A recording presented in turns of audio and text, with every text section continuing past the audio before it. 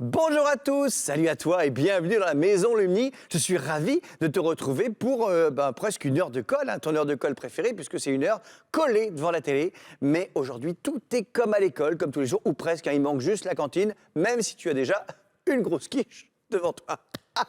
Allez, en parlant d'école, tiens justement, est-ce que tu sais qui est le plus jeune étudiant à être allé à l'université au monde? Eh bien, c'est un Belge, il s'appelle Laurent Simons et il est rentré à l'université à 8 ans. C'est comme s'il avait eu son bac à 8 ans, c'est un truc de dingue. Alors, comment est-ce que c'est possible? Eh bien, en fait, depuis qu'il est tout petit, depuis qu'il est né, il a une passion pour le fonctionnement du corps humain et du coup, il s'est passionné très tôt pour la biologie et maintenant, il espère qu'il va pouvoir créer des organes artificiels pour aider les médecins. C'est incroyable, mais enfin, il n'est pas le premier à révéler très tôt ses talents. Par exemple, Mozart, le génie, là, il a commencé à faire de la musique à 6 ans. Et oui, Picasso, il a commencé, lui, à peindre à 9 ans. Alors, après, je dis pas ça pour te mettre la pression, rassure-toi, tu as toute la vie devant toi pour faire tout ce que tu veux. Et je te donne un autre exemple, à l'inverse, Albert Einstein, qui a quand même été le plus grand génie de l'histoire de la science et de la physique et de l'astronomie dans le monde, eh bien lui, il a commencé à parler correctement qu'à 9 ans. Tu vois, donc voilà, tout est une question d'âge. Tu as un peu de temps devant toi. D'ailleurs, tiens, en parlant d'âge, est-ce que tu sais quelle est la moyenne d'âge en France? C'est-à-dire, si on compte tous les gens qui sont un petit peu jeunes et tous les gens qui sont un petit peu vieux, à quel âge on arrive au milieu? Eh bien, l'âge moyen en France, c'est 42 ans. C'est plutôt vieux. Voilà, si on va par exemple au Japon et en Italie, là, on est un peu plus vieux que nous, parce que la moyenne d'âge, elle est de 46 ans. Mais en Afrique, par exemple, on est beaucoup plus jeune. Au Mali, notamment, la moyenne d'âge, elle est de 15 ans. C'est-à-dire qu'il y a beaucoup d'enfants. Mais est-ce que tu sais quel est le pays au monde où la moyenne d'âge est la plus élevée, c'est-à-dire là où il y a le plus de gens qui sont un petit peu âgés. Voilà. Eh bien, c'est pas loin de chez nous. À ton avis, tiens, on va demander à José, notre prof d'histoire géo. Ah, je sèche, Alex, là, un pays plutôt du bassin méditerranéen, peut-être. Oui, très proche. Oui, Monaco. Monaco, c'est une bonne réponse, évidemment. Monaco, c'est le pays où les gens sont le plus vieux au monde. La moyenne d'âge, c'est de 52 ans. Enfin bref, tous ces pays, c'est assez sympa, mais ce serait plus sympa si on pouvait y aller en avion. Simplement, en ce moment, tu sais, les avions, eh ben, ils volent pas trop. Ce qui nous rappelle pourtant que c'est en octobre dernier qu'a été battu le record du vol le plus lent de toute l'histoire, un vol de 19 heures et 16 minutes qui a relié New York aux États-Unis à Sydney en Australie. Ça fait 16 000 km sans escale et on a eu besoin de 4 pilotes qui se sont relayés, évidemment. Alors, est-ce qu'aujourd'hui, il y a un pilote dans la Maison Lumni? C'est ce qu'on va tout de suite vérifier avec nos profs. Attention, SVT aux portes, ouverture des coffres à bagages culturels, vérification du prof opposé. C'est bon, on y va. Décollage!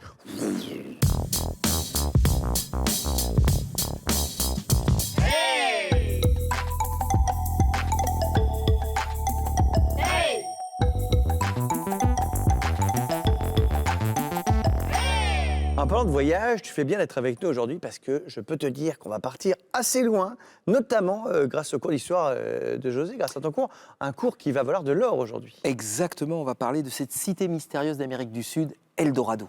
Ah là là, Eldorado, elle aussi elle a une valeur inestimable. Mais oui, c'est Manon.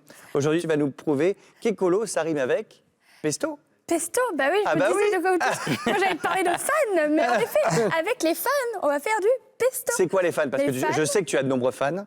Ça je Alors peux te le justement, dire. c'est pas ceux qui sont fans de carottes, qui aiment beaucoup les carottes. Les fans de carottes ou de radis, c'est les feuilles en fait, tout simplement. Ah, ça s'appelle des sont fans. Tout à fait. Ah, d'accord. F-A-N-E-S. Voilà. F-A-N-E-S, et ben voilà, on en apprend tous les jours. Et peut-être qu'avec ta sauce au pesto faite avec des fans, Manon, on pourra peut-être faire des dessins ou dessiner un mouton avec Maxime. Peut-être, c'est vrai. Mais peut-être aussi on pourra prendre juste quelques feuilles et des crayons et on fera des ombres. Ouh, oh bah ça, des ombres, ça va être passionnant, sans l'ombre d'un doute. Et puis enfin, on a Navid avec nous. Navid qui nous appelle toujours de Suisse et qui nous proposera son cours de maths. Alors Navid, ta théorie du jour, c'est que quel que soit le problème, il n'y a pas de problème, c'est ça? C'est ça, voilà. Et même les enfants sont en pleine décortication d'un problème pour vous expliquer tout à l'heure comment résoudre un problème beaucoup plus simplement. Eh ben on les voit. Salut Lina, salut Ilan. Salut. Salut. Bienvenue avec nous. Ah là là, je suis sûr que comme toujours, il va encore faire preuve d'invention pour nous bluffer Navid, vous allez voir. Et puis comme tous les spectateurs de la Maison Lumni aussi, qui nous bluffent tous les jours, les amis profs, avec leurs œuvres. Regardez-moi ça. Tous les jours, on découvre quelques-uns de vos dessins. Regarde là, c'est les petits monstres en carton. C'est un mélange entre les cours de monstres de Maxime et tes cours de carton. Là, c'est la peinture gonflante.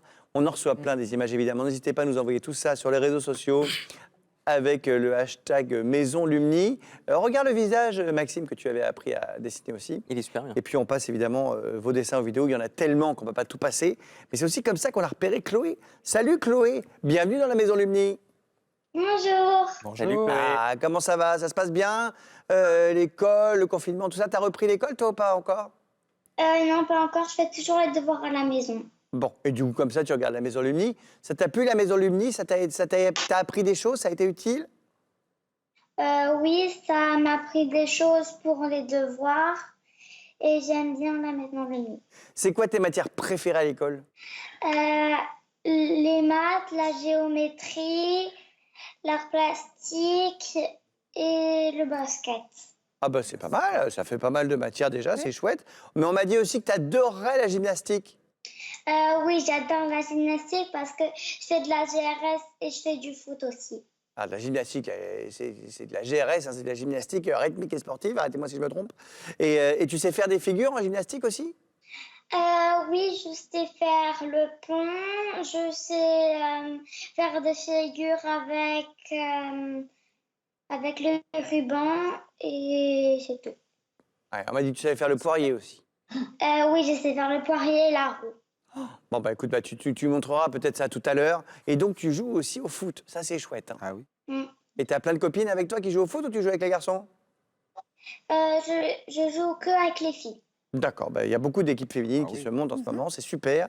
Ça marche très bien le foot féminin et il n'y a pas de raison, hein, je le rappelle à ceux qui disent que ça n'est pas du foot. Eh bien si c'est du foot les amis, tac, prenez ça dans la tête. Et il y a des filles qui sont bien meilleures que vous, tac, tac, tac. Bon, bref.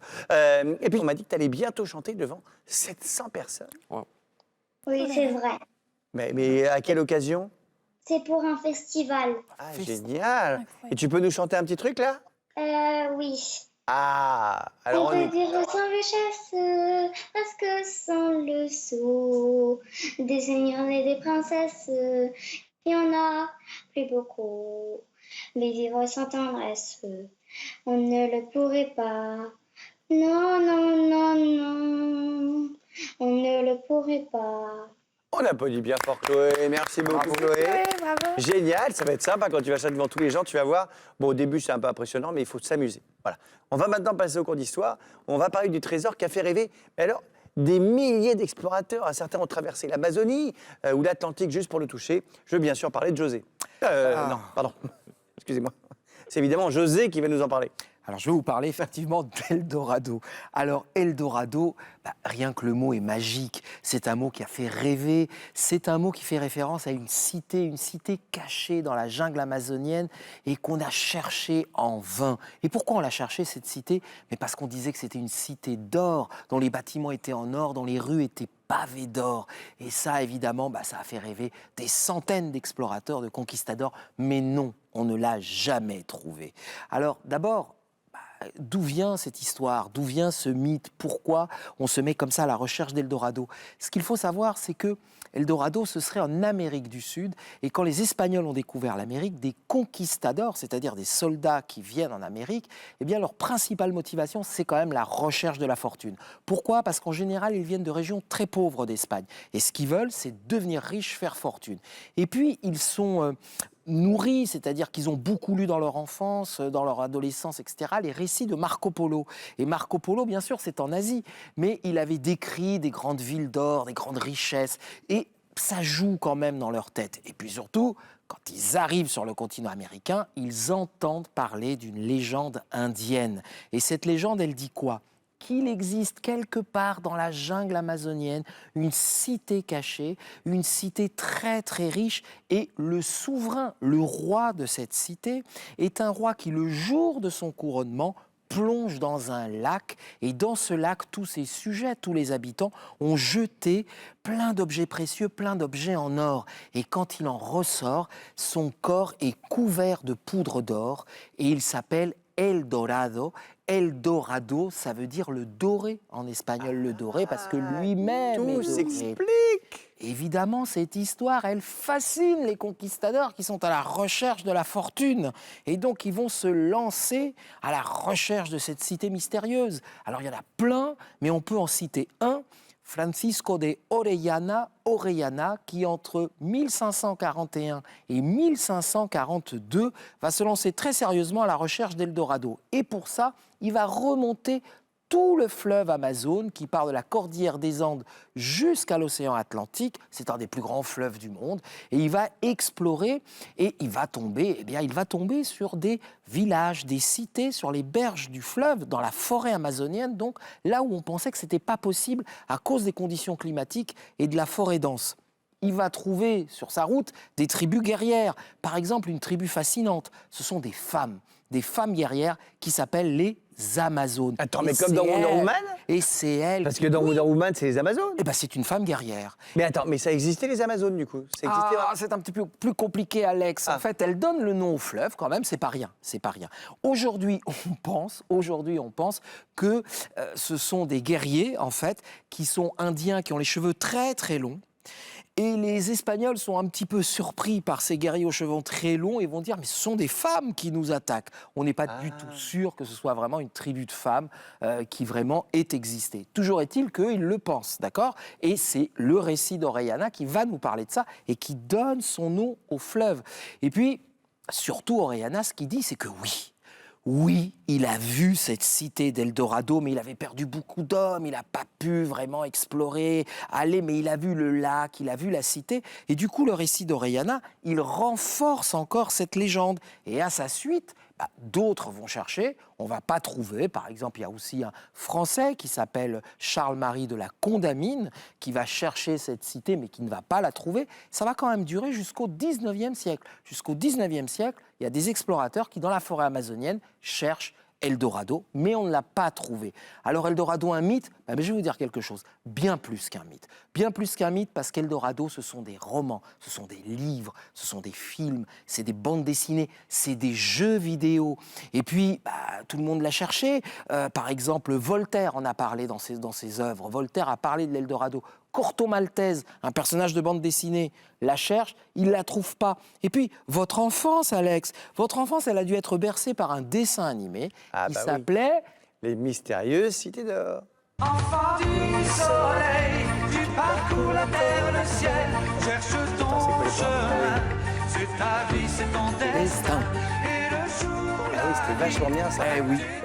Voilà, mais alors par contre, dans les dessins animés, il la trouve. Ah oui, évidemment. Il y a quelqu'un d'autre qui la trouve, c'est Tintin aussi, je voudrais le dire, dans le Temple du Soleil. Mais pour de vrai, non, les gens ne l'ont jamais trouvé. Même si des recherches archéologiques menées dans les années 90, il y a 30 ans, donc assez récemment, ont montré que, contrairement à ce qu'on pensait, parce qu'on pensait que le récit d'Orellana, c'était donc un mensonge, qu'il avait exagéré pour se mettre en valeur, on a vu des restes de villes dans la forêt amazonienne, alors que, je le répète, on pensait que ce n'était pas possible à cause des conditions climatiques. Il y en a eu. Mais je crois que le mot Eldorado, encore aujourd'hui, dans notre langage courant, ça veut dire quelque chose qu'on désire, mais qu'on ne peut pas atteindre, quoi. Oui, c'est vrai, d'ailleurs, on le dit, tu as atteint l'Eldorado. Voilà, c'est comme un rêve. Tu rêves de faire moi, je trouve que c'est joli que ce soit comme ça. C'est très beau, merci beaucoup, José, pour cette grande démonstration. Chloé, ça t'a plu, toi, tout ça? Oui, j'ai appris plein de choses sur la cité d'or et ça m'a plu. Écoute, tant mieux, c'est super. En tout cas, moi, dès qu'on parle des messages Cité d'or, ça me fait penser à Esteban, Zia, qui étaient les héros des dessins animés, ces enfants qui vivaient des aventures incroyables. Et on en a d'autres dans cette émission, des enfants qui vivent des aventures incroyables. Il y a déjà toi, Chloé, mais il y a aussi Lina et Ilan, les enfants de Navid, le prof de maths le plus déjanté de l'univers. Ça va toujours, Navid? Ça va très bien. C'est vrai que grâce à toi, on suit les aventures de Lina et Ilan dès que tu nous fais un cours. Et là, aujourd'hui, tu as un problème à résoudre, il paraît. C'est ça. Bon, ça va être des aventures très studieuses pour eux, puisqu'on va, comme tu dis, essayer de trouver un moyen ou un nouvel angle pour son jeu de mots, résoudre un problème. Parce qu'il faut déjà lire un énoncé et surtout le comprendre. Sinon, tu ne peux pas faire un exercice. Et quel professeur n'a pas entendu monsieur ou madame, je n'ai pas compris l'exercice? Et c'est parce que les élèves ne lisent pas. Et entre lire et comprendre, il y a un monde. Et c'est pour ça qu'il est recommandé de relire une deuxième fois le problème, écrire les informations importantes pour se les approprier. Et donc, on va rentrer dans le contexte avec un premier énoncé. Donc, on part du principe qu'on est chez les 6e du collège et on a 30 élèves qui n'aiment pas les mathématiques. Malheureusement, ça arrive. Ce qui représente 2/5 du nombre total des 6e. Jusqu'à là, vous me suivez? Jusqu'à là, on te suit. Ok. Combien y a-t-il d'enfants de 6e dans ce collège? Chloé, tu as l'idée ou pas?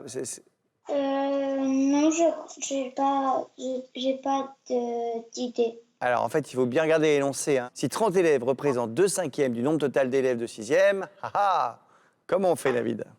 Ben, voilà, c'est pour ça que quand on voit un énoncé comme ça, il faut le décortiquer. On voit déjà une première valeur, on parle de 2/5 pour tous les 6e. Ça veut dire que les 6e sont partagés en 5. Donc on peut constituer 5 petites cases et on sait que parmi ces 5 petites cases, il y en a 2 qui vont représenter les 6e qui n'aiment pas les mathématiques. Donc, qu'est-ce que ça veut dire? On sait qu'il y a 30 élèves qui n'aiment pas les mathématiques et ça représente 2 cases. Donc chaque petite case va être représentée par 15. Dans chaque case représente 15 élèves et les autres cases aussi. Donc on va avoir 15 dans la 3e, la 4e et la 5e. Et donc 5 fois 15, ça fait 75. Et donc on n'a pas eu besoin d'utiliser de gros calculs. Non, c'était relativement facile. Bravo. Voilà. Il y avait donc un deuxième 75 exemple. élèves de classe de 6e dans ce collège. Voilà. Bon, maintenant on va prendre un deuxième exemple.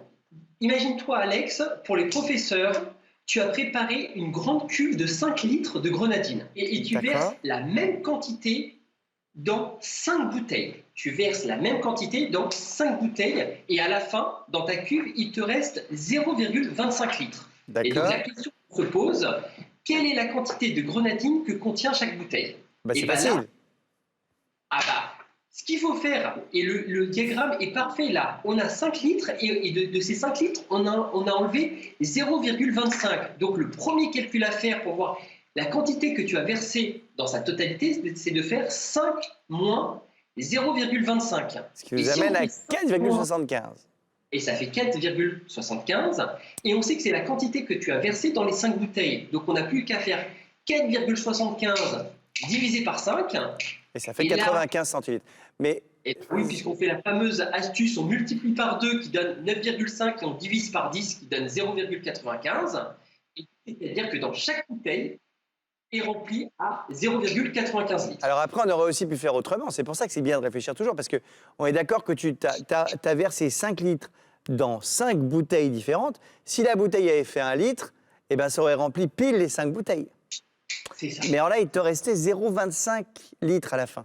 Donc, si tu enlèves 0,25 litres, que tu le divises en 5, tu n'enlèves que 0,05 litres par bouteille et tu arrives là aussi à 0,95 litres. C'est facile. Exactement, Alex, c'était ma deuxième méthode. C'est exactement ça. Bah, c'est parfait. Et donc, on va finir avec un problème concret parce que je pense que tu es friand de bonbons. Il y a 14 sucettes. Normalement, tu devrais avoir 14 sucettes. D'accord. Et le problème, c'est les 3/7 sont des sucettes à la pomme. Pour moi, c'est mes D'accord. préférés. Ouais. Combien y a-t-il de sucettes à la pomme et sans passer par un gros calcul, en utilisant ces fameuses cases qui doivent être à côté de toi? Ah bah c'est facile. Il y a 3 Ça, on peut le faire en vrai. 3 Ah oui. Donc je vais le faire moi, parce que là, en fait, on a les 14 sucettes qui sont là et on a 7 petits pots. D'accord? On est d'accord? Donc, si tu me dis, si je mets, regarde, une sucette dans chaque pot, hop, hop, hop, hop, hop, hop, hop, hop, hop, hop, hop, hop, hop, hop, hop, hop, hop, hop. Et voilà. Là, j'ai bien réparti équitablement. Et tu me dis qu'il y a 3/7 qui sont à la pomme. Ça, Voilà. ça correspond à 1/7 de ce qu'on avait au total. Hein, d'accord? Donc 3/7. 1, 2, 3. Ça veut dire que j'aurai 6 sucettes à la pomme sur les 14. Voilà, parce que dans chaque pot, tu as mis 2 sucettes et Eh comme oui. on a 7 parts, et ben exactement, sur ces 7 parts, on en prend 3 et dans chaque pot, il y a 2 sucettes, donc 3 fois 2, ça fait 6. Impeccable, donc ça représente 6 sucettes à la pomme. Superbe. Chloé, toi, t'as tout compris ou pas? C'était un peu dur. C'était un peu dur, mais après, je me suis dit, bon, c'est normal, il faut. C'est un niveau 6e, c'est un peu plus grand que ce que tu es toi. Est-ce que tu aimes bien les sucettes à la pomme, toi aussi, Chloé? Oui. Je me demande par contre s'il y a des sucettes à la tomate, parce que je crois que tu aimes beaucoup la tomate, toi, Chloé. Hein. Mm. Eh ben, le jus de tomate, c'est parfait pour le sport, ça favorise l'hydratation, ça donne aussi de l'énergie. Est-ce que tu as réussi à faire du sport chez toi pendant le confinement? Oui. Je suis allée dans mon jardin et j'ai fait quelques poiriers, des roues dans mon trampoline. Ah oui, tu as un trampoline chez toi? Oui. Oh la vache, ça c'est génial. Hein. Évidemment, nous, on fait du sport pour s'amuser. Mais les grands sportifs, faire du sport, eh ben, c'est leur vie. Ils ont besoin de s'entraîner toute la journée pour être les meilleurs possibles. Alors évidemment, pendant le confinement, c'était pas simple. Mais quand même, il y a eu quelques solutions qui ont été trouvées. Regarde. Hey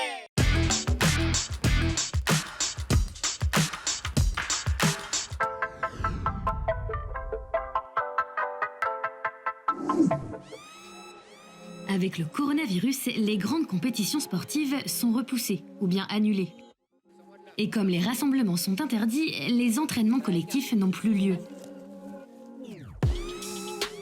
Pour les sportifs professionnels, maintenir son niveau est un challenge de tous les jours.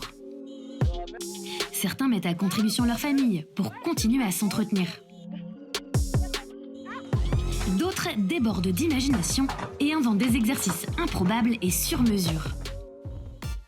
Par exemple, on a vu le nageur américain Ryan Murphy pousser une voiture, ou le perchiste français Renaud Lavillenie faire du saut de haie avec les jouets de ses enfants. Des drôles de vidéos qui montrent l'aspect parfois comique des entraînements à la maison. Mais la situation est frustrante pour les sportifs, surtout pour ceux qui préparaient les JO depuis 4 ans. Ça demande tellement une mise en action de tous les jours, 2 fois par jour, qu'en confinement, dans un petit terrain, et encore je ne suis pas le plus malheureux, mais c'est pas possible de se préparer à une préparation olympique comme ça. Après la déception des Jeux reportés, il leur a fallu se discipliner tout seul.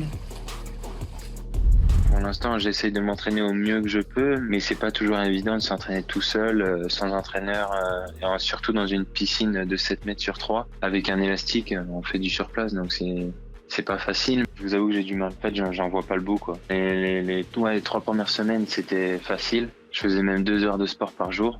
Et là, bon, je suis descendu à 1 heure de sport par jour, mais bon, j'ai vachement de mal, quoi. Équipement et personnel réduit, manque de motivation, calendrier flou, et difficile de se donner à 100%. Disons que la natation, c'est pas comme tous les autres sports. Dès que tu t'arrêtes une semaine, c'est foutu, quoi. Et là, vu qu'on va s'arrêter minimum 2 mois, même si je m'entraîne un peu dans ma piscine, faut multiplier au moins par 3 pour reprendre un niveau respectable. Mais d'autres disciplines permettent un tout nouveau genre d'entraînement virtuel. Grâce à des applis, les coureurs et les cyclistes retrouvent les sensations des routes tortueuses. Et la Formule 1 a organisé un Grand Prix virtuel auquel ont participé des pilotes comme Charles Leclerc.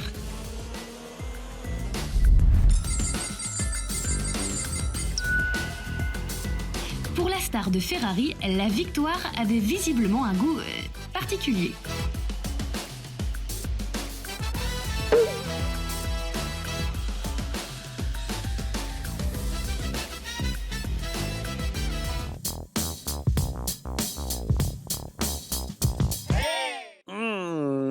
En tout cas, on voit qu'ils ont beaucoup travaillé. On mange tous les sucettes. Hein. Merci, Ouais. David. On aime les maths. Elles sont très bonnes, ces sucettes. Allez, elle aussi, elle s'entraîne tout le temps à la maison. C'est la championne toute catégorie du geste écolo. Je vais bien sûr parler de Manon. Manon, c'est un peu un moment Greta aujourd'hui. Ben oui, parce qu'on va utiliser les fans, du coup les feuilles, des carottes et des radis. Ça marche aussi avec les feuilles de radis. Eh bien, écoute, allons-y. Je suis déjà fan.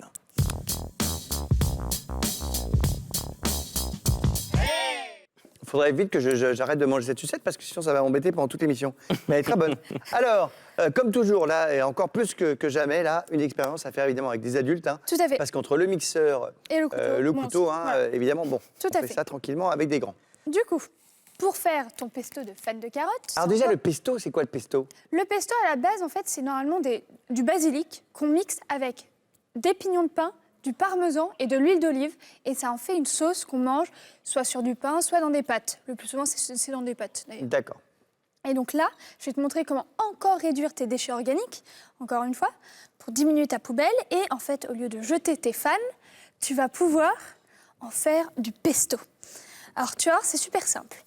Quand tu achètes tes carottes au marché, Là, eh c'est bien- carrément une grappe de carottes, ah oui, peut-être. c'est la grappe de carottes. Bah, souvent, elles sont vendues comme ça et tu as carrément les fans. Ou tes radis, hein. Regarde aussi. Ah oui. Et Ah ça oui. marche aussi avec les radis? Mais complètement. Ah, ça marche aussi avec très bien avec les radis. J'adore les radis.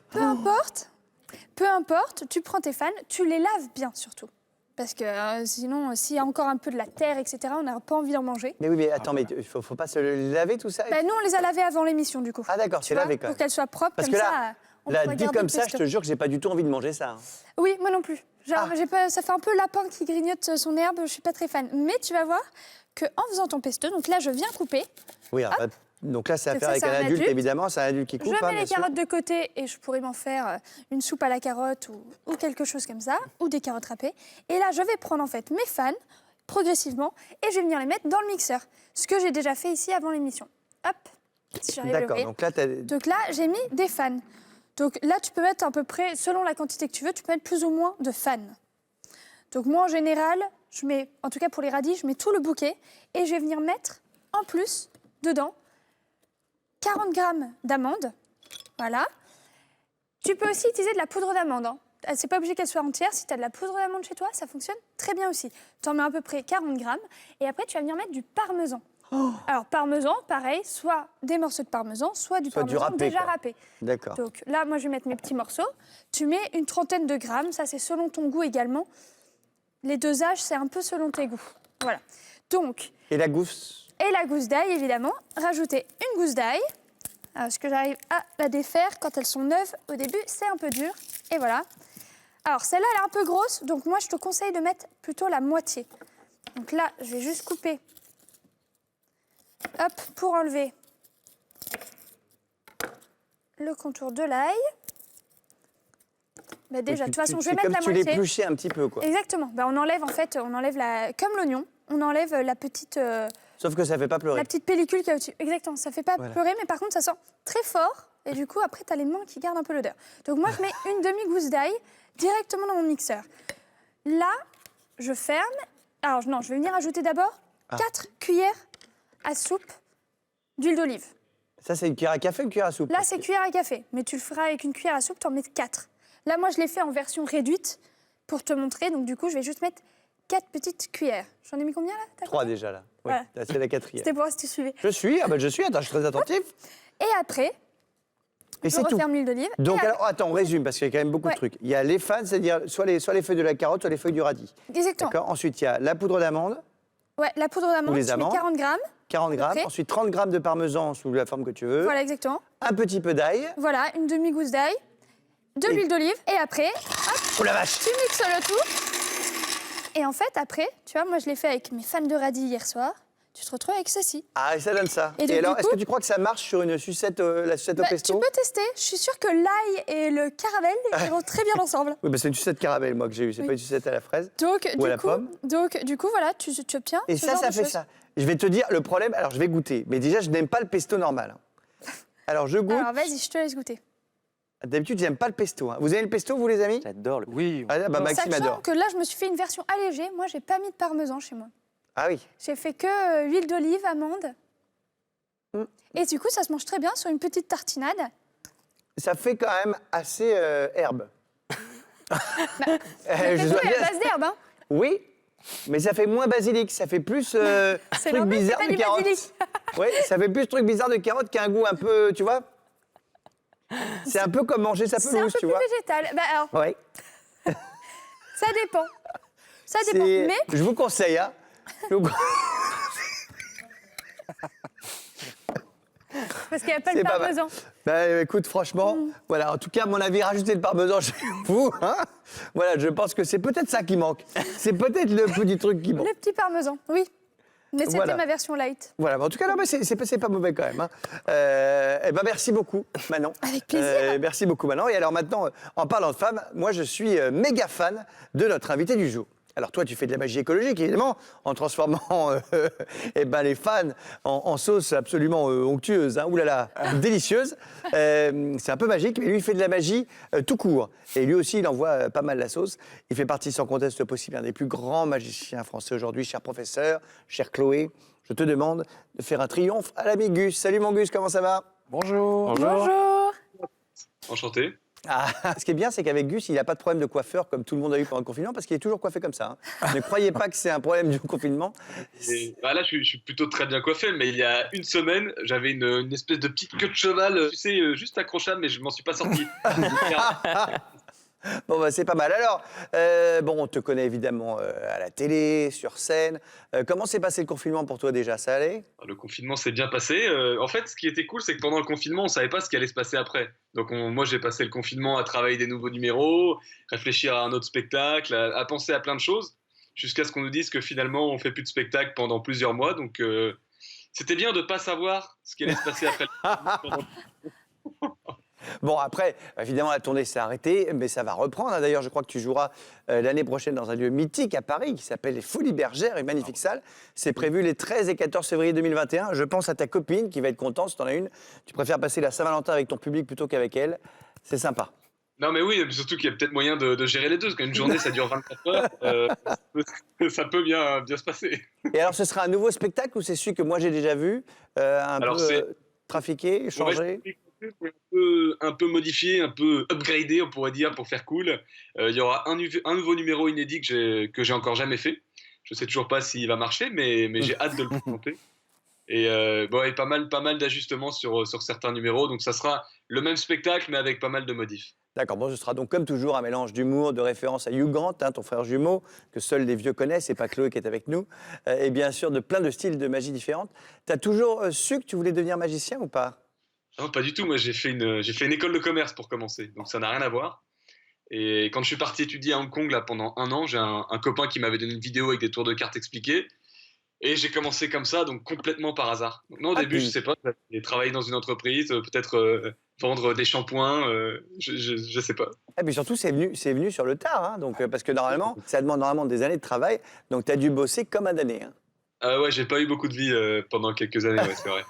Chloé, tu connais Gus, bien sûr. Tu as une question à lui poser ou pas? Bonjour Chloé. Oui, mais comment il fait ses tours? Tu veux savoir la technique ou comment on crée un tour ou tu veux une autre question? Celle-là, elle m'arrange pas. Comment on crée un tour? Comment on crée un tour? En fait, il faut réfléchir à des choses qu'on aime dans la vie. Tu vois, par exemple, moi, je pense à des sports, un film, une passion.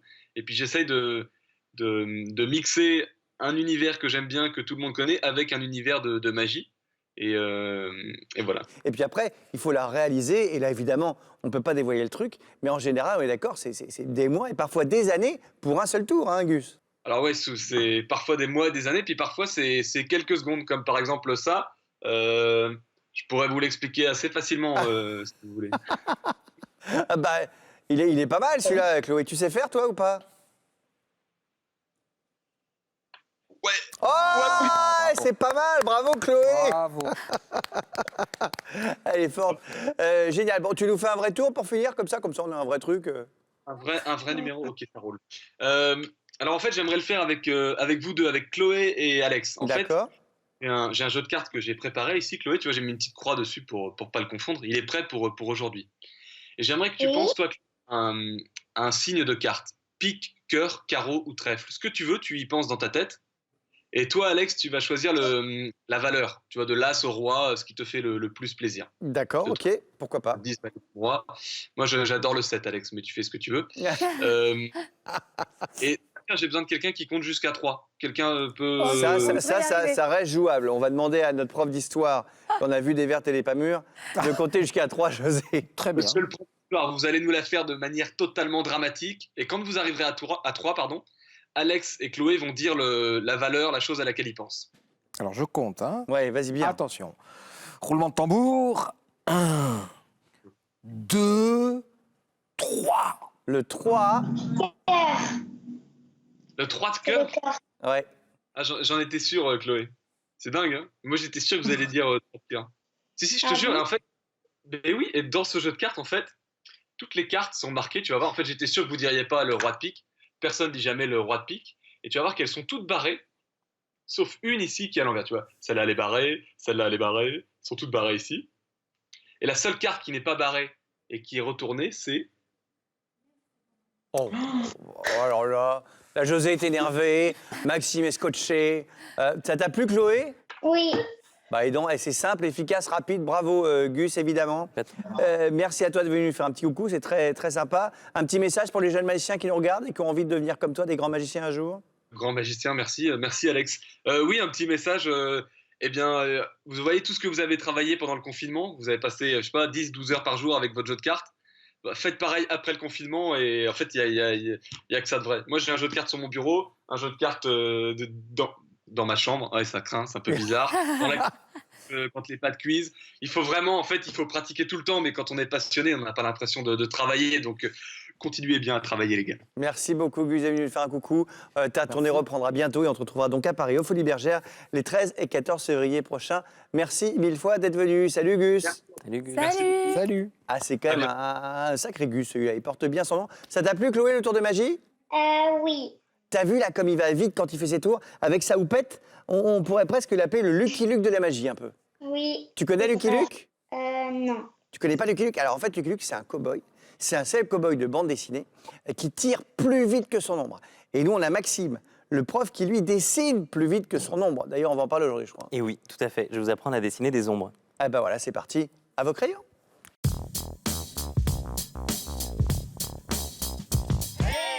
Un petit cours de dessin. Et oui. Alors Maxime, tu sais que tu fais partie des professeurs que les enfants adorent parce qu'ils refont tous tes dessins. On reçoit plein de choses. Bah, j'espère, Donc c'est là, je suis génial. sûr qu'on va avoir plein de nouveaux dessins Ça me fait d'ombre. donc. Très plaisir. Et oui, donc on va apprendre à dessiner des ombres aujourd'hui. Alors les ombres, ça va nous permettre de donner du relief à nos dessins. Il va nous falloir des feuilles, un crayon et un feutre pour dessiner, et ça suffit. D'accord. Alors pour comprendre comment fonctionnent les ombres, j'ai réalisé une photo avec une petite composition d'objets tout simples. Tu peux voir une sphère et un cylindre que j'ai éclairé avec une lampe pour créer de belles ombres. On voit deux types d'ombres, des ombres sur les objets et des ombres au sol qu'on appelle les ombres portées. Je les ai dessinées en rouge pour bien que tu les vois. Voilà. Ah oui, parce que là, effectivement, on voit bien, il y a la lumière qui tape sur le côté de la boule, le côté du cylindre. Donc là, il n'y a pas d'ombre. En revanche, là où c'est pas éclairé, eh ben, c'est dans l'obscurité un peu. Tout à fait. Donc ici, je suis sûr que tu as vu, la lumière vient de la gauche, donc les ombres sont sur le côté droit, opposées à la lumière. Réaliser des ombres sur notre dessin, ça va nous permettre plein de choses. Ça va nous permettre de donner du relief à nos formes, ça va nous permettre de donner une sensation de lumière et aussi de donner de la profondeur à nos images. Bon, ce que je te propose maintenant, c'est que je t'explique comment on va faire ça concrètement sur notre feuille. Alors, hop, avant l'émission, j'ai préparé un dessin, les objets que je t'ai montrés dans la photo. Donc il y a un cylindre et une sphère. Une sphère. OK ? Pour commencer, on va s'inspirer des ombres qu'on voyait sur la photo. Donc je vais les dessiner. Sur le cylindre, on voyait une ombre comme ça sur la droite. Je peux donner son contour. Sur la sphère, il y avait une ombre qui faisait un petit peu comme un croissant. Et il y avait l'ombre sur le sol qui faisait un petit peu comme un ovale. D'accord. Et une fois que c'est fait, je vais pouvoir commencer à passer mes ombres avec mon crayon. Donc je ne vais pas trop appuyer, je vais faire un gris un peu léger. Et je vais le passer là où je voyais mes ombres sur la photo. Hop, dans le cylindre. D'accord. Tu as vu, j'appuie pas trop fort et je commence déjà par mettre une première couche sur l'ensemble du dessin. Oui, parce qu'après, tu vas faire ce qu'on appelle un dégradé, je suis sûr. Exactement. Mais tu vois, déjà, avec un seul passage d'ombre, Alex, Oui, on commence c'est vrai. à voir le volume. C'est vrai que déjà, on voit un petit truc. Et ouais. Et donc, tu vois, avec un deuxième, on va passer un passage un petit peu plus fort sur le côté du cylindre et un passage un petit peu plus fort sur le bas de la sphère.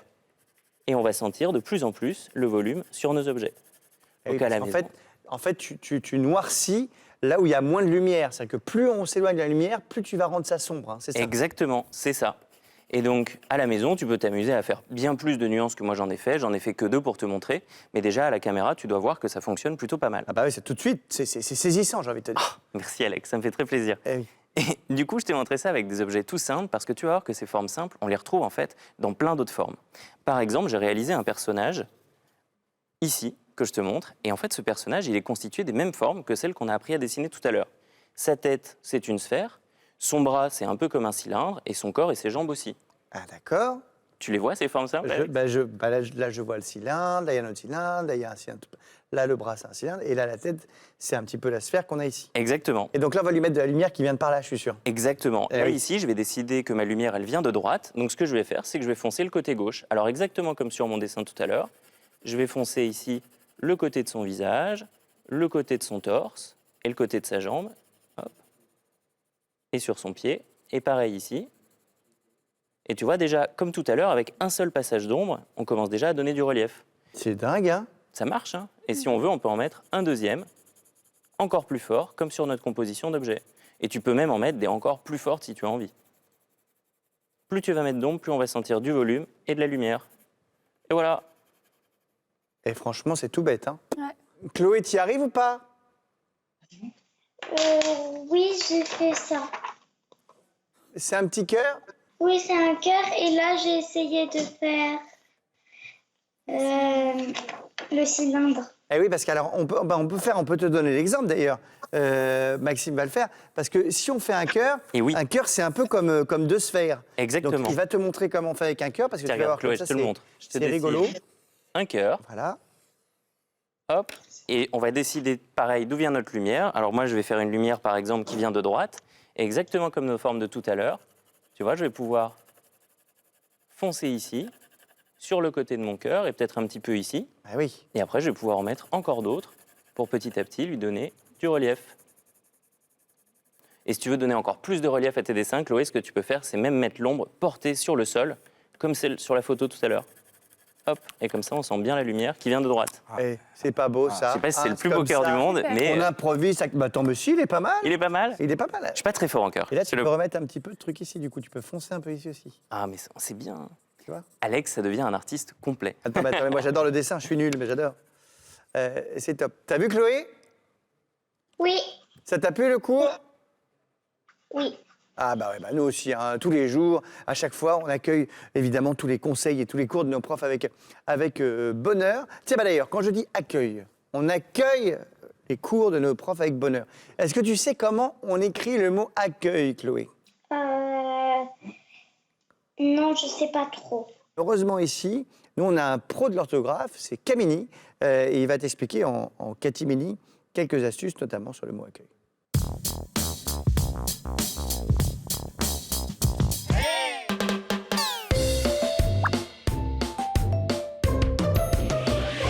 On en parle ou pas?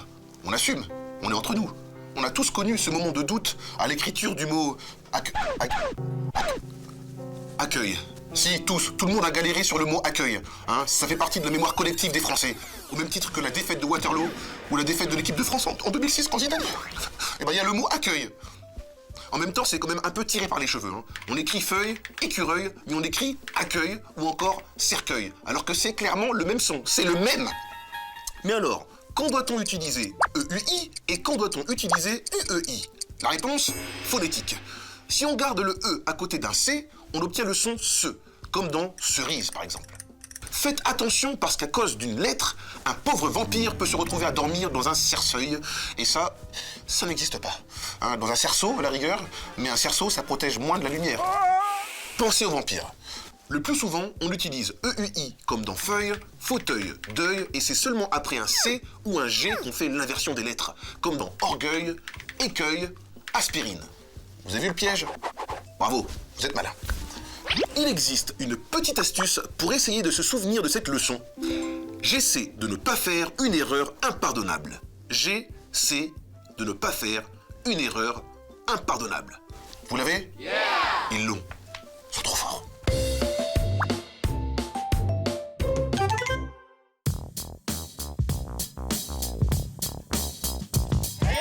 Allez, on part maintenant vers notre fabuleuse foire aux questions.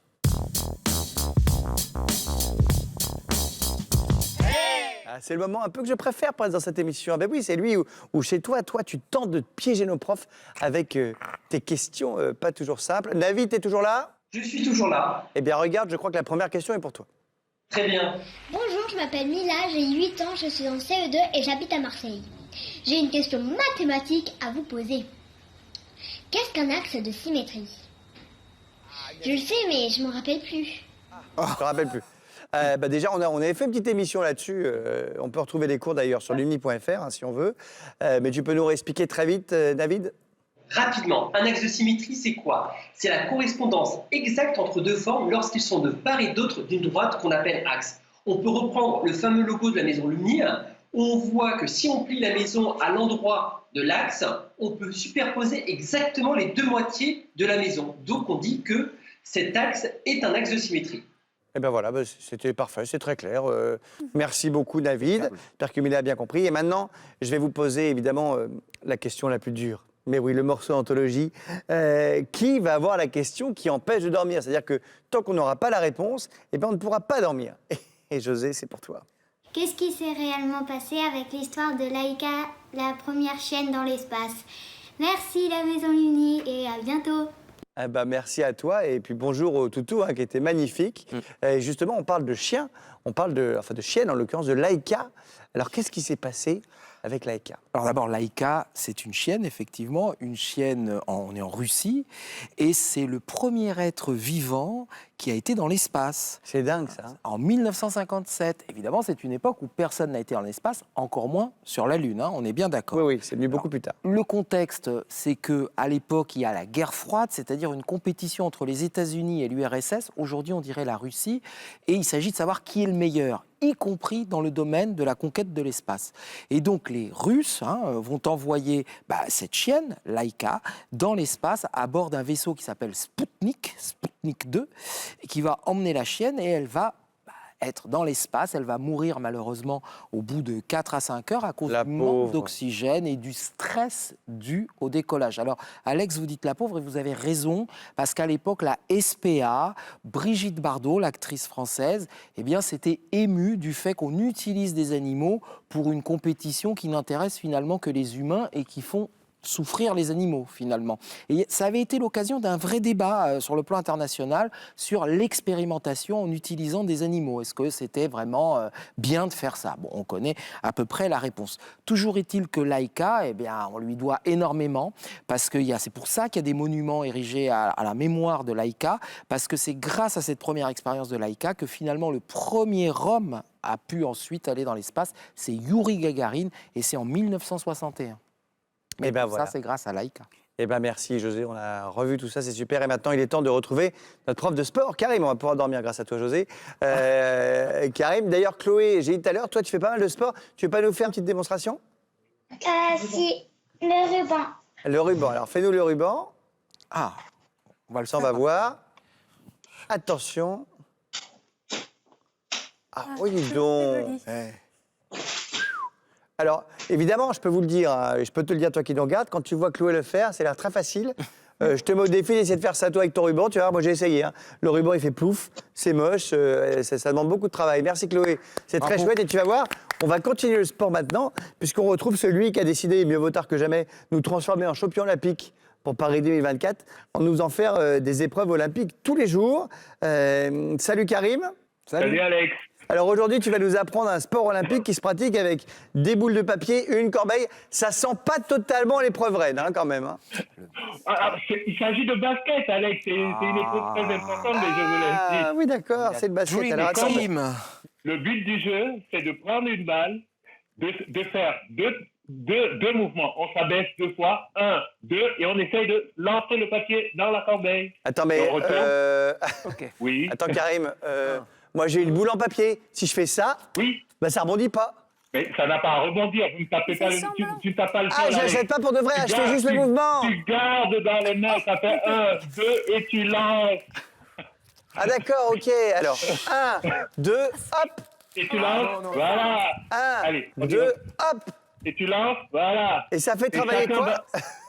Ça fait travailler les jambes. Personne n'y arrive. C'est le flop total. Tu y arrives, Chloé, toi? Oui. Pas mal, Chloé. Ah, Ilan aussi y arrive. Bravo, Ilan. 1, 2, presque. Oh là là. Ah, ça m'énerve. Est-ce qu'on peut, faire un smash? C'est horrible. Et ça travaille quoi, ça, Karim? Parce que là...